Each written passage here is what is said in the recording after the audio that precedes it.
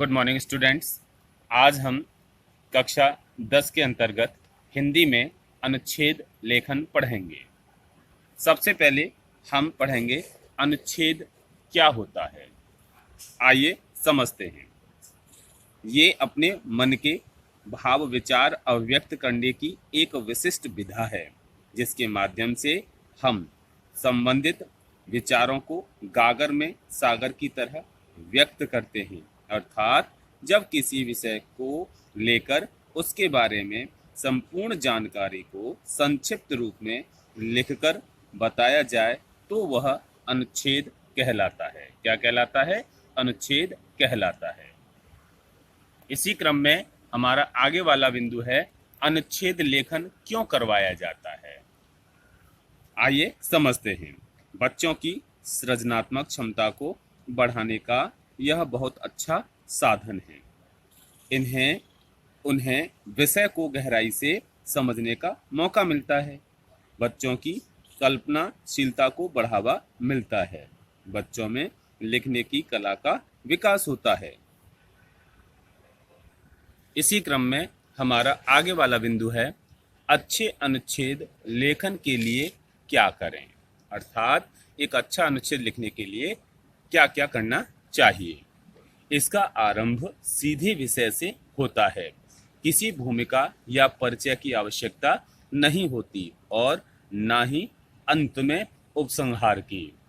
इसके अंत में पाठक को निष्कर्ष समझने में आना बहुत आवश्यक होता है। अतः निष्कर्ष हमेशा भावपूर्ण और सारमय होना चाहिए। किसी भी वाक्य की पुनरावृत्ति नहीं होनी चाहिए। अनुच्छेद एक स्वतंत्र और पूर्ण रचना है जिसका कोई भी वाक्य अनावश्यक नहीं होता है। वाक्य छोटे छोटे और एक दूसरे से जुड़े होने चाहिए। भाषा सरल, सरस, सुबोध और प्रभावशाली होनी चाहिए। अनुच्छेद को 100 से 200 शब्दों में लिखा जाना चाहिए।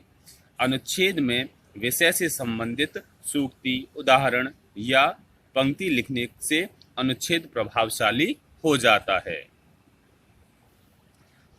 सर्वप्रथम विषय का चुनाव होना चाहिए और विषय से संबंधित दिए गए बिंदुओं के क्रम के अनुसार ही लिखने का प्रयास करना चाहिए।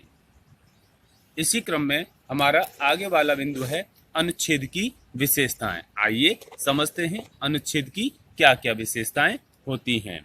उच्च कोटि के अनुच्छेद में विचारों को हमेशा क्रमबद्ध तरीके से रखना चाहिए ताकि उनको समझने में आसानी हो। भाषा हमेशा सरल और स्पष्ट होनी चाहिए जो भावों से परिपूर्ण हो।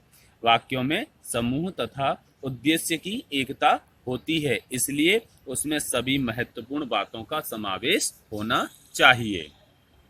तो आज हमने समझा कि एक प्रभावशाली अनुच्छेद कैसे लिखा जाता है।